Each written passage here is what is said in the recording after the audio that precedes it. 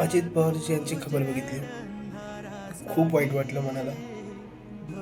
एवढा चांगला नेता, जो जातीभेद न करणारा, सगळ्यांसोबत चांगला राहणारा असा नेता आज आपल्यातनं गेला. खूप वाईट वाटतं की एवढ्या लवकर आणि असं त्यांचं जाणं सगळ्यांना हलवून देणार होतं.